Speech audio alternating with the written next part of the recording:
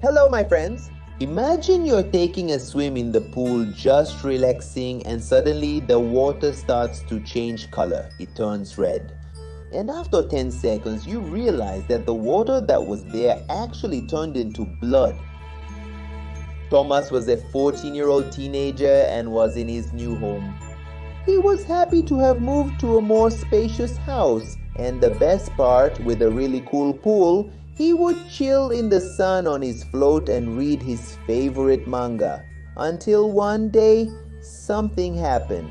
His dog Dentada started barking. He told the dog to be quiet because he couldn't concentrate on his story, but the dog kept barking.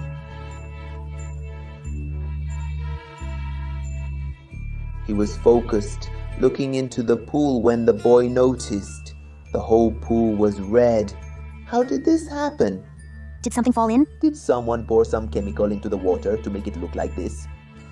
And when he touched it, he realized it was blood. He had to paddle with his hands to reach the edge and call his parents. But he ended up seeing a shadow underneath him. It looked like a creature. He became even more desperate to get out, and suddenly a giant tentacle emerged in front of him, dripping blood. Right after that, he was struck. His dog Dentada didn't know how to swim, and all he could do was run inside the house barking, trying to get Thomas's parents' attention. When they realized something strange was happening, the parents went outside and saw everything as it was before, except the float was punctured and their son's favorite manga was at the bottom of the pool. They looked to see if the boy had drowned, right? But there was no sign of him. They called for their son in the backyard, but the boy was nowhere to be found. That was the last time Thomas was seen. After that, strange cases started happening, with bizarre creatures appearing from puddles or pools and attacking people. It is believed that a red pool is a supernatural manifestation that can appear anywhere there is water, carrying out its attacks and feeding on humans. One day a man was coming back from work. He worked at a bakery and was exhausted. There had been a lot of orders that week, and all he wanted was to get home and relax with his family. He got off the bus and was walking toward his house when a girl came out of an alley. She looked about 10 years old. She offered the man some candy. Without thinking twice, he refused. He said he was in a hurry. She insisted that he buy something, but he didn't want to and said, "Get out of here, girl. I don't want to buy your candy. Go home. This isn't a time for kids to be out on the street." She then said the following: "If you don't buy my candy, you will suffer severe consequences." The man kept walking and the girl went back to the alley where she came from. Weird. These kids out on the street at this hour, where are the parents that aren't seeing this? When he gets home, the man is greeted by his family. He leaves his backpack on the living room table and goes to take a shower to wash off the grime. His curious son goes to rummage through his backpack looking for something to eat. After all, his father worked at a bakery, right? There must be a cake or some sweets in there. So the boy finds a little bag with candies inside and starts eating. At dinner, everyone is gathered at the table eating. However, the son has a strange look on his face. He asks, "Son, what's with that face? You haven't touched your food." "Did you eat junk food before dinner?" "Yes, Dad, I ate some candies that were in your bag." The man says he didn't buy any candy and gets nervous. He ran to his backpack and saw the little bag that the girl was selling. He didn't understand how it ended up in his backpack.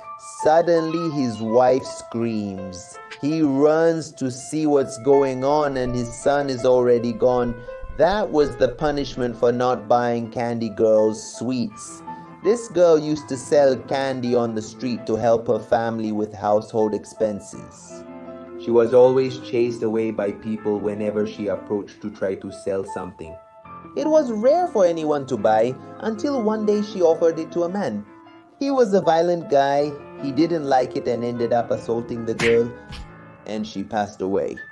Justice never came to light, and since then her soul still wanders through urban centers trying to make some money by selling her sweets. People who refuse to help her end up suffering the consequences. She gives poison candies or sweets to people who refuse.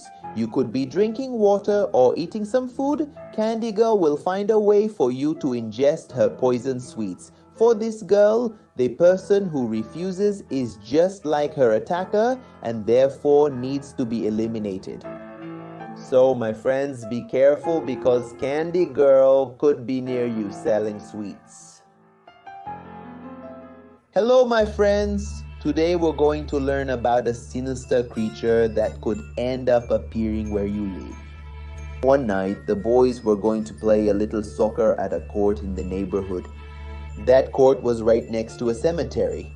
Whenever they played soccer there, they were always afraid of kicking the ball and having it fall in there. When that happened, whoever kicked it had to go get it. But nobody would go get it and the soccer game would end right there. Until someone found another ball and continued the game. That day it happened again. Jorginho kicked the ball way over there into the land of the feet together, but he decided not to let soccer die. He decided to go there, but the gate was already closed. So the only way to get in was by jumping over the cemetery wall. Some friends helped lift him up so he could reach the top of the wall and get in. Inside it was really dark, man, and the guy was super scared, almost crapping his pants. He kept looking for where the ball could be, until he found it and picked it up. It felt a little heavier, but he didn't think much of it. He figured his body was just tired from the effort of jumping, so he threw it to the other side, and they resumed the game. But when his friend got the ball and kicked it, he felt something strange. It felt like it weighed about 5 kilos. They go closer to see, and that wasn't a soccer ball. It was actually something bizarre. It looked like a bunch of compressed organic parts in the shape of a bowl. They got scared and accused Jorginho of having taken parts from someone dead. Inside there, while they were arguing, the thing moves and starts rolling in circles. It seemed like the organic ball wanted to play with them, and the fearful mood quickly passed.